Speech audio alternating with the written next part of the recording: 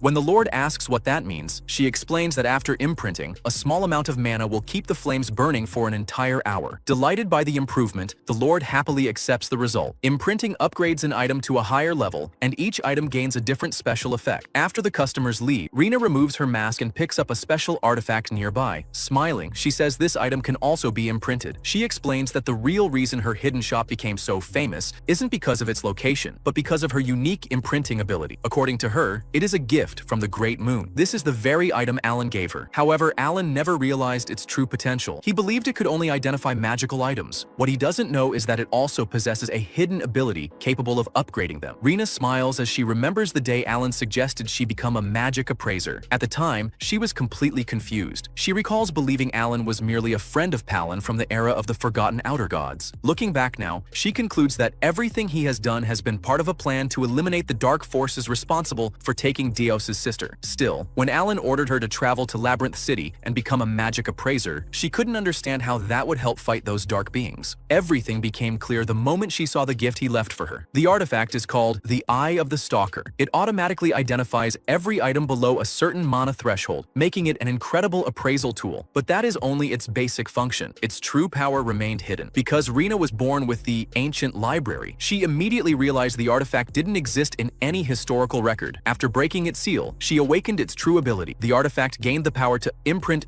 up to 500 items. As usual, Rina completely misunderstands Alan's intentions. She believes he knew everything from the beginning and entrusted her with the artifact so she could gain enough power to fight the dark entities. To fully awaken the Eye of the Stalker, she must sacrifice 500 unique relics. So far, she has sacrificed 248. With a satisfied smile, she notes that only 252 remain before the artifact reaches its full power. However, the process has one strict condition. The artifact only accepts certain high-grade relics. If she offers a low-grade relic, all of her accumulated progress is erased. Because of that, she carefully appraises every relic before deciding whether to sacrifice it. Clutching the artifact tightly, she begins speaking to it almost lovingly. She declares that the Great Moon must have known only someone connected to the ancient library could fulfill this mission. Like Utia, Rina has become completely devoted to him. Everything she does is for the Great Moon's grand design. She firmly believes everything will unfold exactly according to his will. 3 weeks later, Alan finally arrives at the Blue Magic Tower. There, he meets the Vice Tower Master, Fina Crissini, a six-circle mage. She is a petite woman with cat ears who bluntly tells him to state his business or leave immediately. Her rude attitude catches Alan completely off guard. As he looks at her, he realizes he recognizes her. She was an important character in Fort Psychedelia. Since the main story hasn't begun yet, she's still serving as Vice Tower Master. In the game, she was a legendary prodigy who reached the 8th circle at only 20 years old before eventually becoming the Blue Tower Master. Alan reflects that magic towers are far more than centers of magical research. They also control the production of many essential goods, giving them influence comparable to the highest-ranking nobles. Even knowing Fina has surpassed ordinary human limits, he still finds her attitude unbelievably disrespectful. Introducing himself as the Count of Palladio, Alan explains that he came to deal with the Time Gate. Fina immediately dismisses him. The Time Gate is a dimension dimensional rift connected to an unknown subspace. It appears wherever magical energy becomes excessively concentrated, bringing destruction wherever it opens. Using observation magic to examine Alan, Fina laughs. She asks how someone with so little magical talent expects to solve a time gate. Then she tells him to leave. Alan is left speechless. Even Evan simply watches without saying anything. When Alan insists on explaining himself, Fina impatiently replies that countless people before him claimed they could close the time gate. Every single one failed. Alan calmly insists he's telling the truth. All he needs is for her to show him where the time gate is. Privately, he wonders why she has to be so difficult. He honestly feels he's being treated unfairly. Fina then says she understands why he's trying so hard. With all of his siblings dead, many people believe he only became Count through luck, so he must be desperate to improve his reputation. As powerful mana fills the room, she warns him that he can't walk into a magic tower pretending to be someone important. Alan is stunned. He wonders who has been spreading those rumors. It's been years since he caused any trouble, and now everyone thinks he's become soft. To be fair, that isn't entirely wrong. He also notices that despite appearing obsessed with research, Fina is surprisingly informed about events happening outside the tower. That realization makes her even more intimidating. After witnessing her overwhelming magical power, Alan admits to himself that all the annoyance he felt toward her instantly disappeared. Evan quietly whispers that fighting her would end with both of them getting crushed, so Alan should be careful. Determined to prove himself, Alan walks straight toward Fina. He declares that if he fails to eliminate the time gate, he will hand over every possession he owns to the Blue Magic Tower. Fina assumes he's joking. Alan replies that he's willing to swear a formal oath. Caught completely off guard by his confidence, Fina finally agrees to take him there. When they arrive, she reminds him that if he fails, everything he owns will belong to the tower. Alan confidently replies that won't happen. Fina decides this is the perfect chance to see whether the man known as the leader of the underworld truly deserves his reputation. Examining his mana core, she concludes he has simply been fortunate. Although he possesses an unusual presence, his mana core is incredibly small. His mana sensing is only slightly above average, placing him at roughly the second circle. Unable to understand his confidence, she wonders how someone with such mediocre abilities expects to accomplish the impossible. Meanwhile, Alan thinks there's no reason to worry about closing the time gate. In 3 months, it will disappear on its own after releasing the relic he needs. His research will also be complete by then, and no mage capable of closing the gate is likely to appear. However, the time gate at the Blue Magic Tower continues causing chaos for over 2 years. As Alan forms Babylonian hand signs, Fina mocks him, asking why he's using hand gestures instead of a staff. She believes even ancient magic considers that method primitive, almost like something from a fairy tale. Laughing, she tells him to stop pretending and leave. Ignoring her, Alan begins casting. Instantly, everything falls silent. Fina freezes, unable to move. Using observation magic, she examines him and is shocked to see him defying the world's laws as a gigantic eye appears in the sky. The moment the eye opens, a chill runs through her body. She desperately tries to understand what she's seeing, but quickly realizes that attempting to comprehend it is dangerous. The terrifying eye stares directly at her and reaches out with a massive hand. Hesitantly, she reaches toward it as well. Then she hears the words, "Absolute demand." Sweat pours down her face as fear overwhelms her. Trembling, she whispers that she understands the command. After staring at her one last time, the eye closes. Time gradually returns to normal as the ominous entity disappears. Alan has successfully closed the time gate with his mysterious power. Calmly, he tells Fina that the gate is closed. Holding the relic, Alan thinks it was easier than expected since all he needed were the proper methods and special items. He tells Fina he'll be taking the relic that emerged from the gate because he still needs to use it several more times. To avoid unnecessary trouble, he secretly casts a persuasion spell on her. Fina remains frozen in thought, making Alan wonder if the spell worked. Finally, she stammers that she understands and won't tell anyone. Mistaking her frightened expression for doubt, Alan thanks her, but stops when she suddenly stumbles backward. Panicking, Fina repeatedly promises to stay completely silent about everything she witnessed. She even insists she's good at keeping secrets and begs him to trust her. Alan is confused by her sudden change in attitude since she had been mocking him just moments earlier. He leaves and tells Evan to prepare for their departure. Before they can go, Fina hurriedly stops him and offers a case filled with top-grade recovery potions she personally made. Alan inspects them and realizes they were crafted by the Vice Tower Lord herself. Nervously, Fina asks if he likes them. Looking at the potions, Alan thinks that just 2 bottles are worth several lower-ranked ones. He had checked their price before and was shocked. He wonders if she's really this grateful for him closing the gate. Still trembling, Fina promises once again to remain silent and even offers to make a mana oath. Alan and Evan exchange confused looks, wondering why such a simple promise would require an oath. Only then does Alan realize she completely misunderstood what he meant. Before he can explain, Fina completes the mana oath, permanently sealing her promise never to reveal what she witnessed. Proudly, she tells him that now he can trust her completely. Alan awkwardly accepts it while realizing she has no intention of clearing up the misunderstanding. As a result, Alan leaves the blue magic tower with the relic he wanted, 5 bottles of top-grade recovery potions, and a mana oath. As their carriage departs, Evan notices the relic around Alan's wrist and asks if it's the treasure that came from the gate. Although it was difficult to obtain, it looks far more primitive than expected. He wonders if it's actually useful. Alan replies that it's something he absolutely needed. Looking at it, he thinks, "Seal of the Unholy One. I'm glad I obtained it safely." The gem embedded in the bracelet continuously absorbs and stores mana from the atmosphere. Although its storage capacity isn't large, it's more than enough to compensate for his tiny mana pool. Looking out the carriage window, Alan is slightly annoyed that even a support item contains more mana than his own body. Still, he quickly brushes it off. His goal has always been magical research and self-preservation, not becoming a powerful fighter, so this is more than enough. Meanwhile, Evan simply watches Alan nodding to himself. Alan then wonders what Fina misunderstood that made her become so respectful. A flashback shows Fina repeatedly bowing as she saw him off. Alan reminded her that he was only a second circle mage. Nervously giving him a thumbs up, she replied that he looked exactly like one. Alan misunderstood her response and wondered if she was mocking him. Back in the present, he realizes Kalia reacted the same way before. The similarity leaves him feeling uneasy. In the end, he decides it doesn't matter since he'll probably never meet either of them again. Changing the subject, Alan comments that the weather is nice, and Evan agrees that everything feels peaceful. The scene then shifts to Duke Altia's mansion. Holding a cup of tea, Aaliyah calmly says, "It's been a while. I hope you'll enjoy your stay, Lady Kalia." Kalia smiles and replies, "Of course, Aaliyah. You haven't changed at all. I'm honestly happy to see you again." Aaliyah smiles back, saying it's nice that they don't have to worry about rank or authority whenever they're together. Kalia agrees that Count Palladio's foresight is astonishing once again. She remembers what he told her that day and realizes that by following his advice, she finally understood his true intentions. While talking, she and Aaliyah both admit they were far inferior to Palladio. No matter the reason, their alliance was formed under his orders. Since power struggles are meaningless beneath someone at the absolute top, Zenonia and Aaliyah naturally became comfortable allies. Altia asks why Kalia came today when the conference isn't until next month. Kalia hands her a letter, explaining that the Count sent it after her previous visit as an excuse. Curious, Aaliyah opens the letter. It reads, "Lady Zenonia, I hope you have been well. Regarding your recent visit, several nobles complained to me. There are not many nobles that suit me, so I ask for your understanding." Aaliyah is confused, thinking it sounds like nothing more than a normal apology about noble affairs. Kalia agrees on the surface but points out there must be a hidden message behind it. The two reread the line, "There are not many nobles that suit me," and begin reviewing the political affiliations of the nobles mentioned at the ball. Baron Kenya belongs to the noble faction. Marquis Marantino is one of the royal faction's key figures. Viscount Belanda is also part of the royal faction. Duke Faldian is one of the noble faction's leaders. After comparing them, they reach a conclusion. To them, Alan dislikes both the noble and royal factions equally, meaning he intends to eliminate the current political structure altogether. Altia suggests they should at least draw a conclusion based on common sense, and Kalia agrees. Together, they conclude that Alan plans to remove the existing nobility and establish an entirely new regime. Looking up, Aaliyah realizes this must be why Alan elevated her to the position of Duke. By using her reputation and influence, he could reshape the political landscape. She quietly says that with the hegemon of the West standing beside him, victory is inevitable, and no force will be able to stop him. Kalia agrees, and the two begin planning their next move. Meanwhile, the scene shifts to the Blue Magic Tower. The Tower Lord asks in disbelief if Fina is saying Count Palladio resembled the gate itself. Slumped over the table, Fina quietly confirms it. The Tower Lord asks her to explain everything, but Fina simply sighs, feeling as though countless puzzle pieces were forming on their own before suddenly falling into place. The scene then cuts to Alan, who nearly chokes while eating. Evan quickly asks if he's alright. Alan replies that he simply choked on a sweet potato, adding that it still tastes great. Evan hands him some water, and Alan gratefully drinks it while thinking that he wants to return home as soon as possible. He also figures Utia's letter should arrive around this time. The story then shifts to the Holy Kingdom of Rosario. Standing before Rosario's statue is none other than Utia, dressed in a beautiful saint's uniform. Back at the Blue Magic Tower, the Tower Master, Same Micardo, an 8th Circle Mage, finally discovers that the time gate has completely disappeared. Turning to the exhausted Fina, he asks whether something happened while he was away. She calmly replies that she finished every task he assigned her. Her response immediately alarms him. Fina is acting nothing like herself. Normally, she would constantly tease and argue with him. As he thinks about it, he remembers that Fina became the Blue Tower's Vice Tower Master at an incredibly young age because of her overwhelming magical talent. Unfortunately, her genius also made her extremely arrogant and carefree. She constantly looked down on other mages and bullied them without mercy. There was even a time she made a rookie cry 77 times in a row. The Tower Master admits he never tried to fix her personality because her talent was simply too extraordinary. He believed that once she reached the 7th circle, she would eventually realize the limits of her accomplishments and naturally become more humble. Seeing her this subdued is deeply unsettling. unsettling. He can't help wondering what kind of mage could possibly humble a genius like Fina. Trying to ease the tension, he casually mentions that his trip to the north felt unusually long and asks if anything interesting happened during his absence. Fina simply gives him a defeated look. After a long silence, she finally reveals that Count Palladio closed the time gate. Because of the mana oath she took, she cannot explain how he did it. She quietly says that's all she can reveal. Although countless questions flood the Tower Master's mind, he gradually reaches one conclusion. The magic that broke Fina's confidence must have been something beyond ordinary magic. More specifically, origin magic. He gently runs his hand through Fina's hair. She doesn't even react. Normally, she would instantly slap his hand away, but now she sits there quietly like a frightened kitten. The Tower Master finds the entire situation fascinating and decides that visiting Count Palladio has become absolutely necessary. Meanwhile, 1 month has passed since Alan returned from the Blue Magic Tower. Including the month-long journey home, nearly 2 months have gone by. As always, Alan continues training his magic. After obtaining the Mark of the Corrupted, he became far more serious about researching magic phrases. Now that he can cast magic more than once a day, he's been training relentlessly. His research has allowed him to uncover several important rules governing magic phrases. A spell cannot use incompatible phrases. The same phrase cannot be repeated within a single spell. Only 4 phrases can be combined into one spell. He also discovers that similar phrases can overlap to produce stronger effects, while some phrases must be prepared beforehand for the spell to function properly. Watching him train, Evan comments that Alan's magic becomes stronger every single day. Alan simply sighs. Evan explains that even before this, his master's magic far surpassed what a normal second circle mage should be capable of. Now, it has clearly reached an even higher level, and from everything they've witnessed, he isn't wrong. The attack leaves behind a massive crater in the garden. Even Alan admits that ordinary gravity magic could never create something like that. Deep down, he knows that the gravity magic of a normal second circle mage isn't powerful enough to crush someone to death, yet his version looks capable of wiping out an entire army. Feeling satisfied, Alan thinks his strength is definitely increasing just as he expected. Evan only boosts his confidence further, praising how impressive and unique his magic has become. Alan explains that if his magic has grown stronger, it isn't because of his skill or the magic phrases themselves. Improving magical proficiency simply means becoming more precise and better at realizing the spell. The phrases are merely trigger words that alter an attribute. He explains that he spent months researching gravity magic phrase combinations and has been repeatedly using nearly identical phrases. Eventually, he concluded that power only increases gradually by optimizing the arrangement of those phrases. He then teases Evan, saying he's probably imagining things because it wouldn't make sense for his firepower to suddenly increase. Maybe he's just feeling healthier lately. Used to Alan's jokes, Evan simply nods before informing him that a letter from Utia has arrived. Alan blushes slightly and says he'll read it in his room. Clearly excited, he immediately heads inside. When Evan asks why he's ending practice so early, Alan replies that he's already used all 3 of his daily spells, so he might as well rest. As he walks away, however, Evan's comments about his growing magic continue bothering him. Realistically, there are only 2 possible explanations. Either it's the reward for his hard work, or it's the result of a curse. A curse is an Eastern ritual where the caster sacrifices something, including themselves, to place a curse on another person, or even themselves. The victim loses something but gains something else in return. Since Alan knows nobody from the East has any reason to curse him, he quickly dismisses that possibility. He briefly considers whether faith might be the answer, but immediately rejects the idea. As the count of a small kingdom that barely attracts attention, it makes no sense for anyone to place their faith in him. As usual, he decides not to overthink it. As long as it causes no problems, he'll simply continue living normally. The scene shifts to the Holy Kingdom of Rosario, in the capital city of Rionel, the pure white city. People worship Coronia, the goddess of the moon and peace. Inside the Eastern prayer hall, Utia is quietly praying when a holy knight approaches. Turning around, she warmly greets him. The knight, Locke, can't help but think how strange she is. Although Utia is only an ordinary nun ranked below a paladin and doesn't possess the Holy Grace sash, he instinctively feels compelled to bow before her. Showing the utmost respect, Locke reports that they successfully rescued 8 children and 25 villagers from a small settlement located between the eastern and western regions, all thanks to her guidance. Utia gently corrects him, saying the credit belongs to Locke and his team for carrying out the mission. Locke shakes his head. He insists that Utia was the one who guided an ignorant man like him, and he'll always be grateful. For 20 years, he lived in despair because he couldn't sense divine power. Just as he was about to give up, Utia appeared. With her usual calm smile, she told him that if he truly desired something, he should place his faith in the moon. Looking at her crimson eyes and pure white robes, it's hard not to suspect she has another meaning behind those words. It almost seems as though whenever Utia speaks about the moon, she's actually referring to Alan. If that's true, it could explain why Alan's magic has been growing stronger. At the time, Locke didn't understand what what she meant. Utia simply assured him that he would understand once he believed. Having nothing left to lose, Locke followed her advice and prayed to the moon for several days. To his astonishment, he awakened the ability to use divine power. Overjoyed, he realized he had begun placing his faith in the moon rather than directly in the goddess Chironia. Utia is subtly replacing Chironia with Alan. Since Chironia is known as the goddess of the moon, Utia encourages people to direct their faith toward the moon instead. The result is unbelievable. People unknowingly place their faith in Alan and actually receive divine power in return. Without realizing it, Alan is slowly walking the path toward becoming a god. Locke worries that he may have fallen into heresy. However, the divine power he received from the moon feels identical to everyone else's. Even when using sacred artifacts blessed in Chironia's name, his divine power functions perfectly. That proves his power is genuine. Unable to understand, Locke asks Utia why she told him to believe in the moon instead of Chironia. Utia explains that faith is born from belief in something unseen, but it often takes a long time to develop. Because of that, it's easier for people to believe in something visible that always exists. The moon perfectly fulfills that role. In reality, whenever Utia speaks about the moon, she's secretly referring to Alan. Since she can't openly create statues or symbols dedicated to him, she cleverly uses the moon as a substitute. Locke completely accepts her explanation. He even convinces himself that Chironia and the moon are essentially the same, meaning he isn't betraying his faith. He promises to continue believing wholeheartedly. Bowing deeply, he sincerely thanks Utia. Back in the present, Utia smiles and says that if Locke truly wishes to thank her, they should pray together. Locke happily agrees, saying he'll pray as many times as necessary. Utia tells him his timing is perfect because many people have already gathered. Only then is it revealed that she has built an entire congregation of followers. Stepping gracefully before them, she raises her hands and invites everyone to offer their prayers to the great moon. Utia, a humble sister of the Holy Kingdom of Rosario, is unknowingly building a religion centered around Alan. Meanwhile, Alan remains completely unaware that he's gradually becoming an object of worship. The scene then returns to Alan's office. Sitting quietly at his desk, he rereads Utia's letter. There is nothing extraordinary in it, only stories about her peaceful daily life. He lets out a quiet sigh. The absence of bad news means she is safe. Resting his forehead against the desk while holding the letter, he feels relieved knowing the children he once saved are finally living the peaceful lives he always wished for them. Even so, a quiet sense of loneliness remains in his heart. Of the 5 children he once guided away from sin, only Utia still writes to Alan. The others have remained silent, and Alan understands why. To them, he is simply someone from the past who briefly changed their lives before disappearing. He tells himself that's perfectly fine. He never expected gratitude or to be remembered. His role ended the moment they chose paths that wouldn't lead to the world's destruction. There is no reason to feel sad. He repeats those words to himself, trying to accept them. Even so, the exhaustion on his face is obvious. Despite her own busy life, Utia continues sending him letters regularly. Part of him finds comfort in her consistency, while another part feels a quiet loneliness he refuses to acknowledge. A voice suddenly breaks his thoughts. Evan asks if he's busy. Startled, Alan looks up, realizing he never noticed Evan enter the room. He comments that Evan surprised him and asks why he's still there. Evan calmly replies that new intelligence has arrived from the Information Guild. Alan immediately becomes serious and tells him to report. Evan explains that the report concerns one of the children. Alan urges him to continue. The first report is about Rodon. According to the confirmed information, Rodon has become a pirate. Alan freezes. The word echoes in his mind. Piracy is the last future he ever imagined for Rodon. Suppressing his emotions, Alan asks Evan to continue. Evan moves on to the latest reports concerning Salayang and Deos. The moment Salayang's name is mentioned, Alan's attention sharpens. Evan reports that Salayang has achieved a 32-match winning streak in the official combat arena. Only 100 consecutive victories are required to earn the title of Baba Yaga, meaning she has already completed nearly a third of the challenge. The number catches Alan off guard. He immediately asks who currently holds the record for the longest winning streak. Before Evan can answer, Alan remembers it himself, the Lion King. 41 consecutive victories. Evan confirms his answer. Leaning back, Alan recalls the Lion King from the game. He was an overwhelming force, a temporary party member capable of dominating entire battlefields through sheer strength. More than just a powerful warrior, he was one of the pillars that maintained the colony's balance. Now, Salayang is approaching that same level. Alan quietly remarks that she's on the verge of surpassing one of the colony's greatest champions. Pride and concern fill his thoughts. He guided her away from becoming a calamity, yet her growth is beginning to exceed even his expectations. Evan proceeds to the next report. Dios has personally killed one of the 8 barbarian chiefs Kurga of the Snowfields. Kurga led a barbarian tribe that performed horrific blood rituals, transforming themselves into monsters. Evan carefully asks whether Alan knows about them. Instead of answering, Alan drifts into memory. In the game, he personally defeated their god, Olus. He also remembers that Olus could only descend after the 5 deadly sins gathered together. That means one thing. Under the current timeline, timeline, Olus will never appear. Alan calmly concludes that there is no longer any reason to worry about Deos. Smiling, Evan adds that Deos is now widely regarded as being on the same level as Reinhardt, the first sword. That comparison surprises Alan. Reinhardt's name isn't one given lightly. For a moment, Alan wonders if he should have met Deos in person at least once. Evan then delivers the fourth report. Ryan has become an appraiser, a rare specialist capable of analyzing artifacts and engraving black runes that greatly enhance their abilities. Alan is genuinely surprised. He quietly admits he never knew such a profession even existed. The discovery fascinates him, and he's relieved Ryan found such a valuable path. Then, his expression suddenly hardens. He asks the only question still bothering him. Did Rodan really become a pirate? Evan answers without hesitation. He asks Alan if he knows about the 7 archipelagos located off the coast of Rexus, a region infamous for being home to the world's greatest pirates. Then he reveals the truth. Rodan has become the captain of the first archipelago, the largest and most powerful of them all. The revelation strikes Alan like lightning. He blurts out that it's impossible. At that moment, memories from his previous life come flooding back. He remembers an old internet joke where people joked about spending years helping Rodan live a peaceful life, only for him to become a pirate anyway. Now that joke has become reality. Holding back tears, Alan mutters that he never sent Rodan to Rexus so he could become a pirate. Remaining calm, Evan continues his explanation. Rodan possesses extraordinary instincts for detecting danger and locating enemies. More importantly, as a sea godkin, he has a natural affinity for the ocean and can navigate its waters with unmatched ease. Evan adds that the seas surrounding Rexus are filled with priceless relics from ancient civilizations. That is why he originally recommended treasure hunting as Rodan's career, believing it to be a prestigious and rewarding profession. However, events unfolded far beyond anyone's expectations. Evan explains that ruling an archipelago is essentially the same as ruling an independent territory. A pirate captain possesses absolute authority, along with enormous political influence. Leaning back, Alan wonders how Rodan could possibly have defeated the previous ruler of the first archipelago. Deep down, he already knows the answer. Every captain of the 7 archipelagos is a superhuman who has never lost a naval battle. That leaves Alan with only one conclusion. Rodan must have discovered something extraordinary. He reasons that Rodan found genuine relics from the ancient era, powerful enough to change the balance of the seas. In his previous life, Alan spent countless hours searching for relics like these in the treasure hunting minigame of this world. Pressing a hand against his forehead, he lets out a weary sigh. He bitterly thinks that this world has never unfolded the way he expected. Still, this outcome isn't the worst. If anything, it's almost impressive. Completely exhausted, Alan sinks into his chair. Concerned, Evan quickly asks if he's feeling all right. The scene then shifts to the heart of the Principality of Kia, the great port city of Rexus. Countless ships fill the harbor, while beyond the coast lie the 7 archipelagos, pirate kingdoms ruled by strength, bloodshed, and greed. The strongest of them all is the first archipelago. It was once ruled by Alcrete, the Red Slayer, who earned the Heavenly King's protection through immense wealth. His reign ended when Rodan defeated him. Now, Rodan stands atop a rooftop overlooking the sea as the new captain of the first archipelago. Leaning against a wall, he cracks his neck and quietly admits that he still doesn't understand what the Great Moon truly is. He never cared enough to think deeply about it. At first, the Great Moon was simply someone he felt grateful towards, someone who completely changed his fate. He had been destined to die as a vivisection slave. Because of the Great Moon, he met Utia. Because of Utia, his power awakened. Deep down, Rodan realizes he followed Utia's guidance far more than the Great Moon itself. It felt less like faith and more like trusting her completely. So when the Great Moon sent him a vague order to become a treasure hunter, he couldn't understand its purpose. What did treasure hunting have to do with revenge? Painful memories begin resurfacing. His clan once lived peacefully on an isolated island without harming anyone. Then, mysterious black creatures appeared and massacred them. The few survivors who escaped were hunted down by so-called hunters. His wounded parents were eventually cornered and slaughtered. Rodan was captured and sold into slavery. Standing on a cliff overlooking the sea and the distant city glowing beneath the setting sun, he cannot believe that treasure hunting or receiving gifts from the Great Moon will help him achieve revenge. For now, he decides to simply follow the order. As he scans the ocean, a massive ship catches his attention. Fireworks explode overhead while laughter and celebration echo across the water. His expression darkens. That ship belongs to one of the chosen captains of the 7 archipelagos, the very people responsible for hunting his parents. Someone proudly declares that only those chosen by fate can receive the Heavenly King's protection through wealth. Rodan's smile disappears. His face becomes cold as he realizes the truth. The Heavenly King has been spreading lies. Their power doesn't come from wealth or divine blessings. It comes from a forbidden ritual requiring the flesh of sea godkin. By sacrificing sea godkin, they obtain the power of the sea god God Cleat. Every captain of the 7 archipelagos has undergone this ritual. As the fireworks continue illuminating the sky, Rodin's breathing grows heavier. His trembling eyes reveal barely restrained rage as he reaches one final realization. The hunters divided his parents' bodies among all 7 captains. While the celebration continues, Rodin stands silently, overwhelmed by his thoughts. He wonders how the truth was revealed. He had never told anyone about his past. It almost feels as though the Great Moon personally arranged this opportunity for revenge to fulfill a promise made long ago. Slowly clenching his fist, Rodin understands he cannot act recklessly. His enemies are superhumans empowered by the sea god. If everything happened according to the Great Moon's plan, then the gift he received must also have a purpose. He takes out the locket Alan gave him. Holding it tightly, he realizes this gift was also part of the plan. The Great Moon had carefully prepared every step leading to his revenge. Believing that with all his heart, he presses the locket against his forehead and silently prays. The night passes and dawn arrives. At sunrise, Rodin dives into the sea. As he swims through the silent depths, he reflects on the Great Moon's gift Amrita's goggles, which allow him to easily locate ancient artifacts hidden beneath the ocean. The relics he discovers are powerful enough to make up for his lack of personal strength. Deep underwater, he finds a treasure chest filled with priceless artifacts. Returning to the surface with the chest, Rodin realizes how foolish it was to simply offer his thanks before. The Great Moon truly kept its promise. It not only brought the targets of his revenge before him, but also gave him the power needed to destroy them. A smile slowly spreads across his face. At last, he believes he understands the meaning behind the letter. Its true message was to claim revenge and seize control of the 7 archipelagos. At that moment, he remembers something Utia once told him. He struggles to recall the exact words. He only remembers that everything was for. Then the moonlight shines down upon him. Looking up at the moon, he finally remembers. Everything was for the Great Moon. 3 months later, the scorching summer finally gives way to the cool air of autumn. It is time for the Kingdom of Asteria's grand noble gathering. Alan is traveling there by carriage, looking as exhausted as ever. He complains about being forced to attend. Every 4 years, every noble is required to participate, and Alan hates the obligation. As the journey continues, more carriages join the convoy. Evan informs him that the Cry and Idor families have finally caught up. Alan explains that traveling together is a long-standing custom meant to reduce the risk of bandit attacks and other dangers. Even so, he considers it an annoying tradition. Being an introvert, he'd rather travel alone. That evening, the group stops at an inn in a nearby town. Alan quickly realizes something. Dealing with nobles is far worse than dealing with bandits. He would rather fight bandits any day. The 2 nobles accompanying him are nothing more than arrogant fools. Seeing that Alan has only 1 escort knight, they mock him, assuming he can't afford a proper guard. They laugh at him, claiming he's run out of money. Normally, Alan wouldn't care about childish insults, but these 2 idiots keep laughing directly in his face while even spitting as they speak. At that point, it becomes impossible to ignore. Alan honestly wishes they would simply leave and insult him behind his back instead. He understands exactly why they look down on him. The Palladio family's infamous reputation was built by Alan's brothers, who controlled the vast eastern underworld and amassed enormous wealth. Now that his brothers are gone, Alan has willingly abandoned those underground operations. Since he refuses to follow in their footsteps, the underworld has fractured into countless smaller factions competing for control. Because Alan chose an honest and peaceful life instead of returning to the criminal world, many nobles see him as weak. To them, he's nothing more than a lucky count who inherited his position by chance. Rumors that Alan became a count through pure luck have become widely accepted. As a result, nobles like Cray and Idor openly look down on him. Alan can't help but think it's ironic. In the public's eyes, he has gone from being the hidden mastermind behind the country's stability to nothing more than a fortunate, immature noble. Even worse, the 2 older nobles openly mock him, asking if he needs money. Their childish behavior is so ridiculous that Alan can barely take them seriously. As he reflects on it, he suddenly realizes why they're acting this way. Cray and Idor were once repeatedly humiliated by his brothers. Back then, they were little more than errand boys for the Palladio family. Now that his brothers are gone, they're taking out years of frustration on him instead. Feeling slightly annoyed, Alan thinks it's completely unfair. He wasn't the one who embarrassed them. Why should he be the target of their resent? To him, they're no different from internet trolls. Just then, Evan returns carrying several roasted ears of corn. Looking at the 2 nobles, he seems mildly surprised they're still arguing. Neither he nor Alan pays them any attention. Alan asks where Evan went. Evan casually replies that he stopped by the kitchen to grab some snacks. The roasted corn smells delicious, and Alan happily agrees. As they eat, Alan reflects on how comforting simple staple foods can be, especially on a cold evening. Meanwhile, Cray and Idor continue bickering and insulting each other. Listening to them, Alan jokes that they sound less like nobles and more like rappers trading diss tracks. Ignoring them completely, he continues enjoying his meal while Evan comments that the corn would taste even better with butter. Far to the north lies a frozen wasteland ruled by barbarians. A cursed gray light hangs over the land, making it seem as though life itself has abandoned the region. The snow is covered with the bodies of fallen warriors. warriors. Among them lies one of the 8 great Kulkan barbarian chiefs. Despite losing an arm and an eye, he is still barely alive. Filled with hatred, he curses the Knights of Caliburn, declaring they know nothing about true honor. For the barbarians, dying in fair combat is the greatest glory. Instead, the Knights of Caliburn Dios's Knight Order deceived them. They promised an honorable duel only to attack from behind. As the chief slowly dies, he worries about the fate of the other barbarian leaders, especially Korga of the Snowfields. Surrounding him are countless threads of magic, unmistakably Deos's signature technique. With his final breath, the chief apologizes to Korga for dying such a disgraceful death. He feels so ashamed that he cannot even close his eyes peacefully. Bloody tears run down his face. Then a mysterious voice calls out to him. It tells him to speak the sacred name of the god they worship. Gathering the last of his strength, the chief rises and shouts the name of his god. Olus, calling upon the barbarian god's true name, causes Olus to manifest at last. The god appears, promising to grant his followers vengeance. The story then returns to Alan. The uncomfortable journey toward the kingdom's grand social gathering continues. Despite traveling together with other noble families, Cray and Idor never stop mocking him. Alan simply ignores them. He even jokes that staying calm while people provoke him is a skill he learned from years of gaming. Meanwhile, Evan spends his free time fishing while Alan relaxes nearby. As night falls, the group makes camp in the wilderness. Evan cooks the fish he caught, and the two quietly enjoy dinner without paying any attention to the two nobles. Being ignored only irritates Cray and Idor even more. Meanwhile, Alan and Evan continue eating their roasted fish without a care in the world. Believing they've confirmed Alan's incompetence, Cray and Idor quietly discuss their real objective. With the Palatio family gone, they finally intend to seize control of the Eastern Underworld. They boast that they'll never again be bullied by the Palatio family and eagerly imagine the wealth and influence they'll soon possess. Suddenly, rustling comes from the nearby forest. Both nobles turn toward the sound. The moment they see what's hiding in the darkness, they scream in terror. Their cries immediately alert the escort knights, who rush over to investigate. Only then does everyone realize what frightened them. It isn't a few monsters, it's an entire horde. The escort knights react immediately. They order the mages to illuminate the battlefield. The lead mage casts a powerful light spell into the sky. Several other mages follow, sending bright beams throughout the forest. As the darkness disappears, countless strangely shaped goblins armed with weapons emerge from the trees. At first, several knights sigh with relief. After all, they're only goblins. Defeating them should be easy. But as the mages increase the brightness and reveal more of the forest, the knights finally realize how serious the situation truly is. These weren't ordinary goblins. Normally, goblins are weak monsters commonly found throughout the forests. However, even weak creatures become dangerous when they gather in overwhelming numbers. As the true size of the horde became clear, panic spread among the escort knights. Within seconds, several knights fell. The guards who had been stationed on lookout were wiped out almost immediately. The surviving knights stared in disbelief, saying they had never seen goblins like these before. Their bodies were covered in strange purple crystals, making them far more savage than normal goblins. As the creatures laughed and charged forward, one knight realized they were a new species. They were larger, possessed mana, and had physical strength far beyond that of ordinary goblins. Their muscular bodies made them resemble orcs more than goblins. The monsters leaped through the air toward the knights. Just before they reached their targets, a massive wall of earth suddenly rose from the ground. The barrier stopped the charge and saved the knights. Several goblins smashed directly into the wall and died on impact. Before the survivors could recover, they were caught inside an enormous field of gravity. The escort knights stood frozen in shock, unable to understand what they were witnessing. One of the mages immediately recognized the spells: a third circle spell rock wall, a second circle spell gravity shield. Even then, the spells were far stronger than they should have been. The mage couldn't believe someone could cast them with such overwhelming power. At that moment, Alan finally stepped forward. He began by chanting enhancement, strengthening himself. Then he activated compression, forming intricate hand signs. As he clenched his fists, the massive gravity sphere trapping the goblins began shrinking into a dense magical orb that slowly floated into the sky. Confidently walking to the front lines, Alan stood directly before the charging monsters. He followed with one final chant, vacuum. Before the spell fully activated, he formed another hand sign and calmly declared, return to origins. One of the mana reserves stored inside his bracelet was instantly consumed. The sphere compressed even further, crushing every goblin trapped inside. The destruction was absolute. Pieces of goblin corpses rained down from the sky while Alan remained completely calm. The two nobles who had mocked him earlier were left speechless. So were the escort knights. Noticing a few surviving goblins charging toward him, Alan immediately ordered the knights to attack, wondering why they were still standing around. With that, he naturally took command of the battlefield. The knights cut down the remaining goblins while Alan continued eliminating every monster that approached with his magic. At the same time, Evan skillfully intercepted every sneak attack aimed at his master. The battle continued throughout the night. By dawn, the battlefield was covered with goblin corpses. Once the fighting finally ended, the nobles who had been hiding behind the trees slowly emerged. The exhausted escort knights let out sighs of relief. Looking toward Alan, they couldn't help but wonder who he really was. He had fought all night without showing even the slightest sign of exhaustion. In reality, Alan was anything but calm. He felt like he had narrowly escaped death. Looking down at his bracelet, he realized every bit of stored mana had been depleted. He had completely run out of mana during the battle. Without it, he felt like an ordinary person with almost no magical power. Evan approached and asked whether he had been injured. Alan assured him he was fine. Even so, his expression revealed how shaken he truly was. Despite having Evan protecting him, the thought of being unable to defend himself terrified him. Running out of mana had left him completely vulnerable. Evan asked once more if he was all right. Alan nodded, convincing himself that traveling alongside the other noble families had been the right decision. If only he and Evan had faced that horde alone, the outcome could have been far worse. His attention then shifted to the strange purple crystals embedded in the goblins' bodies. Recognizing them immediately, Alan identified them as amethyst. That discovery alarmed him. Amethyst was a sign of divine descent. Divine descent occurs when an outer god is preparing to manifest. In this case, the god involved was Olus, the god of the barbarians. Monsters affected by divine descent become vastly more violent, with their physical abilities pushed to their absolute limits. Alan can't believe this is happening. The outer gods are only supposed to descend after the 5 great sins awaken and the world's laws begin collapsing. Yet the signs have already appeared. He doesn't know whether every outer god is coming or only one. Either possibility is a serious problem. What troubles him most is that none of the children have transformed into their great sin counterparts yet. For now, his only option is to gather information as quickly as possible. Meanwhile, the 2 nobles who had planned to humiliate Alan are completely terrified after witnessing his strength. When Alan glances in their direction with a serious expression, they immediately assume he's glaring at them. In reality, he isn't thinking about them at all. His mind is consumed by the approaching crisis of the outer gods, and whether he'll survive if he can't find an answer soon. The 2 nobles completely misunderstand his expression and become even more frightened. The following day, Alan arrives at the Rotegra ducal estate. The enormous mansion resembles a royal palace. After overcoming countless obstacles during the journey, they have finally reached the kingdom's grand noble gathering. As expected, Alan has no desire to be there. Half joking, he says he wants to go home. Already used to these complaints, Evan simply pushes him forward. Inside the mansion, the luxury is overwhelming. Everything shines brilliant, almost as if the entire building were made of gold. Looking around, Alan thinks it's the perfect place for an extravagant gathering. Then he realizes it actually is decorated with gold. Even the wine glasses contain golden accents. Examining one of the glasses, Evan chuckles. It's obvious Duke Rotegra is showing off his wealth. He jokingly suggests they steal a few glasses since someone that rich probably wouldn't even notice. As Alan surveys the hall, he sees nobles everywhere chatting, making connections and building alliances. Watching them mingle, he wonders if he should try speaking with the other nobles as well. Honestly, Alan would rather keep to himself, but he decides to socialize a little to keep up appearances. Suddenly, someone approaches him from behind. When he turns around, he immediately sighs in annoyance. It's Idor and Cray, the same 2 nobles who mocked him during the journey. This time, however, they're acting completely differently. Nervous and overly polite, they immediately begin offering him gifts. Idor promises to send the finest meat from his territory. Cray presents a chest filled with gold coins and asks Alan to accept financial support from his domain. Alan is completely confused. He frowns, wondering why these 2 suddenly changed their attitude. To Idor and Cray, however, that expression looks terrifying, as though Alan is about to execute them. Terrified, they shrink back. The 2 finally admit they never should have provoked him. The story flashes back to the night of the goblin attack. After witnessing Alan effortlessly destroy an enormous horde with his magic, both nobles were left speechless. Until then, they hadn't even known he was a mage. Wanting answers, they secretly approached one of the escort mages. She was a 3rd circle mage hired by Baron Allman, who employed powerful mages simply to display his wealth. The 2 asked whether the massive black hole-like spell Alan used was really just ordinary 2nd circle magic. The mage immediately shattered their assumptions. She explained that Alan's magic was far beyond 2nd circle. In fact, even as a 3rd circle mage herself, she couldn't hope to reproduce anything close to that level. Hearing that, the 2 nobles panicked. They concluded Alan must be at least a 4th or 5th circle mage. Everything suddenly made sense to them. They had mocked a man they believed had only inherited his title through luck after his brother's deaths. Now they realized Alan had simply been hiding his true strength. That also explained why he traveled with only 1 escort knight. From their perspective, he never needed more. To make matters worse, they remembered Alan's cold expression during the battle. In their eyes, he looked even more frightening than his brothers. Desperate to save themselves, they decided to bribe him and regain his favor. Back in the present, they realize their gifts aren't working. Seeing no other option, both men bow deeply and beg Alan to forgive their earlier insults and arrogance. Meanwhile, Alan has absolutely no idea what's happening. He even wonders if they're somehow making fun of him again. Deciding the situation will only become more troublesome if it continues, he prepares to leave. Evan jokingly suggests getting rid of them altogether. Alan immediately rejects the idea, saying it would only create more problems. Completely misunderstanding the situation, Alan believes the two simply cross the line with their constant mockery. He gives them a cold glare. Deep down, he knows he can't actually do anything to them, but he figures intimidating them a little won't hurt. The moment they see his expression, the two nobles become convinced they're facing imminent death. Sometime later, after sending Evan to the Information Guild, Alan decides to gather information himself by listening to noble gossip. While eating, he notices two nobles quietly talking nearby. Using a small amount of magic to enhance his hearing, he secretly listens to their conversation. He overhears them discussing Duchess Aaliyah and Count Zenonia. They're shocked that the two influential factions have formed an alliance. Hearing this, Alan relaxes. Since it has nothing to do with him, he assumes it isn't worth worrying about. As far as he knows, the Aaliyah and Zenonia families have never gotten along, so he doubts the alliance will last. Shrugging it off, he returns to enjoying his egg tart, deciding it's surprisingly delicious. Then he hears something that nearly makes him choke. The nobles begin discussing a secret supposedly known only among the aristocracy. According to them, the true mastermind behind the Eastern Underworld isn't Duchess Aaliyah or Count Zenonia. It's Count Palladio. Alan freezes in place. The nobles repeat his name, insisting that he's secretly controlling the entire underworld. Completely stunned, Alan drops his food. He immediately starts wondering who could possibly be spreading such ridiculous rumors. He recalls meeting Aaliyah only once when she was younger. As for Zenonia's daughter, he'd only met her twice. So how did anyone come to such an absurd conclusion? Trying to calm himself, he convinces himself it's nothing more than baseless gossip. Before he can think any further, someone calls out to him from behind. Turning around, Alan can't help but think an unusual number of people have approached him today. The constant interruptions make him uneasy. The newcomer introduces himself as Carmine, the third son of Duke Camelon from the kingdom of Ashudalon. He's a noble from another country. Alan politely returns the greeting with a small bow. Internally, he scolds himself for forgetting that nobles from neighboring kingdoms also attend this gathering. Without hesitation, Carmine begins mocking him. He says he heard Alan became a count purely through luck and admits he was curious enough to meet him in person. Alan is instantly annoyed. Looking at Carmine's hairstyle, he sarcastically thinks that even twisted donuts have learned how to talk. Before he can respond, two nearby nobles step forward. They immediately confront Carmine, asking whether he's truly insulting a noble of the kingdom of Asteria. The moment Carmine realizes the high status of the men defending Alan, his expression changes. He immediately understands he's made a serious mistake. Confused, he wonders what went wrong. He had heard Count Palladio was the kingdom's weakest and most ridiculed noble. He thought making fun of him would be harmless. Carmine proudly introduces himself as a charming and romantic gentleman from a distant kingdom. His reason for attending the gathering is simple. He intends to win the heart of Duke Rhodagra's youngest daughter and marry her. His confidence borders on arrogance. He genuinely believes no woman could ever regret accepting his proposal. The gathering was supposed to be an opportunity to spend time with his fiancée and strengthen their relationship. Instead, every time they pass another woman, Carmine openly stares at her, commenting on her appearance and figure without the slightest concern. Even while standing beside his own fiancée, he even insulted a woman by mocking her big nose, then turned to his fiancée and said, "You're as beautiful as your mother," thinking it was a compliment. Unsurprisingly, she broke off the engagement, leaving him confused about what he had done wrong. Just like that, he lost his chance to marry Duke Rotigra's daughter. Even now, he still has no idea why the engagement was cancelled. While venting his frustration, he noticed our protagonist and decided to take his anger out on him. Rumors described Count Palacio as an immature noble with no powerful allies, making him an easy target. Now, however, Carmine realizes how badly he misjudged the situation. The three influential nobles standing before him completely overshadow him. Watching everything unfold, our protagonist initially thinks it's simple bullying. He doesn't fully understand the political situation. Even if Carmine knows little about politics, he should at least recognize these people. Standing before him are Duke Rodigra, the banquet host, Maris Mardanio, leader of the royalist faction, and Count Pollen, the central figure of the moderate faction. These three are among the most powerful nobles in the Asteria kingdom and can easily crush someone like Carmine. Duke Rotigra asks if Carmine looks down on them and whether that's why he insulted a noble of Asteria. Panicking, Carmine insists he never meant any disrespect. Count Palen immediately questions why Carmine addressed Count Palacio so casually. Speaking to a noble that way shows complete disrespect, and by insulting Alan, Carmine has insulted them all. Carmine quickly apologizes, admitting his mistake, but Maris Mardanio steps forward and says the real issue is Carmine's disrespect toward Count Palacio. As Alan watches, he wonders how disliked Carmine must be for three powerful nobles, who barely know him, to defend him so aggressively. The entire scene also feels strangely familiar. It reminds him of a junior military officer being bullied by his superiors, bringing back unpleasant memories from his mandatory military service in Korea. Unable to handle the pressure, Carmine runs away in tears. The three nobles immediately ask Alan if he's all right, showing genuine concern. Their behavior completely confuses him, making him wonder why everyone is suddenly treating him so kindly. Using his enhanced hearing through magic, Alan listens to the conversations around the hall. The other nobles witnessed Duke Rotigra, Maris Mardanio, and Count Palin rushing to protect him and completely misunderstood the situation. They now believe the rumors that Alan secretly leads the underworld. Some even speculate that if Duchess Alia and Count Zenonia entered politics, Count Palacio, who supposedly outranks both, would become the most influential figure in the kingdom. Hearing these rumors, Alan realizes everyone has completely misunderstood him. He's getting tired of the misunderstanding and considers explaining the truth. Before he can speak, Duke Rotigra and Maris Mardanio begin praising him. They know he's busy but wish to offer him gifts. Maris Mardanio says he heard Alan has recently been studying magic and presents him with a high-grade magical artifact capable of storing mana. Before Alan can respond, Duke Rotigra and Count Palin also reveal they have gifts for him. Speechless, Alan decides it's smarter to remain silent. That decision pays off as he walks away with 2 magical artifacts and 5 mana potions completely free. At dawn, inside Duke Rotigra's annex, the true mastermind behind the political maneuvering is finally revealed. A beautiful woman dressed in black asks Maris Mardanio how everything went. He reports that Alan accepted his gift. Among nobles, small gifts are simple gestures of courtesy. However, gifting a valuable magical artifact carries a much deeper meaning. By presenting Alan with such treasures, Maris Mardanio, Duke Rotigra, and Count Palin are signaling their desire to join his political faction. The woman in black reveals herself as Duchess Alia. She welcomes Maris Mardanio into Alan's faction and says they now share the same goal. She asks how the others responded, and he proudly replies that they all accepted without hesitation. Privately, Maris reflects that Duchess Alia, who rarely acts personally, handpicked only a few influential nobles. After carefully choosing them, she secured their loyalty through generous gifts. Although rumors are spreading rapidly, he recognizes this as nothing more than political strategy. Realizing how important this opportunity is, he decided he had to take part. Satisfied, Duchess Alia smiles and declares that they can finally begin their plans. Meanwhile, Alan reflects that throughout the 4th day of the banquet, valuable rewards kept arriving one after another. He assumes everyone is treating him well because of the false rumors connecting him to Alia and Zenonia. Deciding to accept everything for now, he figures the gifts might be reclaimed later and secretly plans to disappear before that happens. Just then, Evan appears behind him and places a hand on his shoulder, announcing his return. Startled, Alan reacts with surprise. Evan asks why he looks so shocked, and Alan casually replies that he was simply lost in thought. The two move somewhere private to talk. After hearing Evan's report, Alan is stunned to learn that an outer god has descended in the north. Evan confirms the news and explains that Caliban is in complete chaos. Ancient records suggest that the mysterious amethysts are connected to the outer gods. Hearing this, Alan immediately asks for the additional information he had requested. Evan reported that the person Alan had been searching for was living in a village north of Ashtalon. Hearing this, Alan decided they would stop there before continuing to Caliban. Surprised by the sudden decision, Evan asked why they were heading north to Caliban. Alan replied that he would explain everything on the way and ordered Evan to prepare for an immediate departure. Evan nodded and left to make the necessary arrangements. After Evan left, Alan sighed deeply. He had hoped things would never reach this point. Disasters like the 5 great sins and the outer gods were impossible to predict. No one knew which outer god would descend or when a divine descent would occur. That uncertainty was why he had gathered information and acted as quickly as possible. Even so, he never expected events to escalate this fast. As he reviewed countless possibilities, memories from the game resurfaced. Having witnessed hundreds of different outcomes, he could clearly see the future. The allied kingdoms would collapse, destroying themselves through pointless wars across lands corrupted by otherworldly forces. In the end, his own life would disappear in an instant. Fortunately, he already had a plan. After descending, an outer god enters a stabilization period that lasts several months before fully awakening. During that time, it cannot use its full divine power, making it the only opportunity to eliminate it. There were no guarantees, but he knew this was his only chance. With his resolve set, Alan wrote a letter, sealed it, and briefly wondered what kind of gift that kid would appreciate. 1 week later, the vice commander delivered Alan's letter to Commander Dios. After reading it, Dios was stunned. Without hesitation, he ordered the vice commander to announce that the next northern deployment would be delayed by 2 weeks. It looks like Dios is finally about to meet Alan. The scene then shifts to Pakran, a village north of the Ashtalon kingdom. Spotting someone ahead, Alan is surprised to find the person so easily hastily. Standing before him is a cheerful young boy who warmly greets them. Alan immediately recognizes him as the true protagonist and playable character of the roguelike turn-based RPG Psychedelia. Seeing him in person confirms it instantly. The boy looks exactly like his illustration from the game. Although still a child, he is remarkably handsome. Alan asks if the boy knows who he is. The child simply smiles, says he's happy to meet someone new, and introduces himself as Elibon. Alan reflects that no matter how much this world differs from the game, the protagonist will always be the protagonist. Elibon is destined to become both famous and incredibly powerful. His cheerful personality also catches Alan off guard, and meeting a character he once controlled in a game feels strangely surreal. Alan hands Elibon a small pouch and tells him it's a gift. Inside are dozens of gold coins. He then asks Evan to bring over another box, which contains numerous potions. Evan explains that everything inside belongs to Elibon. Moments later, even more gifts are brought out until a large pile has formed before the boy. Overwhelmed with excitement, Elibon asks if everything is really for him and wonders why he is receiving so much. Alan simply replies that it's an investment. Privately, he thinks he has provided everything the real protagonist needs for rapid early growth. He tells Elibon that he's destined to become someone extraordinary. Deep down, however, Alan just hopes the boy grows strong enough to defeat threats like the Outer Gods instead of him. As he walks away after essentially bribing the real protagonist with countless gifts, Alan wonders if this generosity has already earned Elibon's trust, making him an important asset for his future plans. Suddenly remembering something, Alan introduces himself as Count Palacio. He quietly thinks this is the name Elibon should remember and be grateful to after becoming successful. Elibon runs toward the carriage, thanks him repeatedly, promises never to forget his kindness, and happily waves goodbye. Watching him leave, Alan wonders if Elibon was always this cheerful. Since the story is a dark fantasy, he never expected its protagonist to have such a bright personality. As they prepare to leave, Evan points out that they are leaving without even having a proper conversation with the boy. Alan replies that Elibon is smart enough to understand everything. Privately, Alan admits he simply doesn't have time to build a personal relationship. His own life is at stake, so he has effectively put the protagonist on auto farm and chosen a pay-to-win strategy instead. Evan then comments that the child possesses extraordinary talent. His mana is incredibly dense and constantly circulating, and despite wearing ordinary clothes, he seems to be carrying several magical artifacts. Alan agrees that he sensed it as well. In the original story, Elibon was supposed to be completely ordinary before beginning his adventure. This must be another butterfly effect caused by changes to the timeline. Still,